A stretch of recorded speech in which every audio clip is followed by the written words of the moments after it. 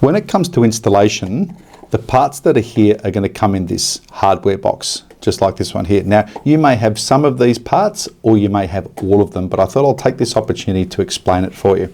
The first thing you'll receive is a new shutter blade and also a shutter blade repair kit, so you've got a spare blade. These are stickers for your screw holes, some caps for your screw holes. These small screws here with the white head are for your hinges. This is the shutter pins. You get some touch-up paint. Screws like these are for your T-posts if you have them. You've got these packers, which I'm going to explain in a few moments. If you've got a three-sided L frame, then this is what we call an L striker plate, where the shutter magnet closes up against. Again, if you've got a three-sided L frame with a T-post, this is how we secure the T-post with this L bracket at the bottom of the reveal.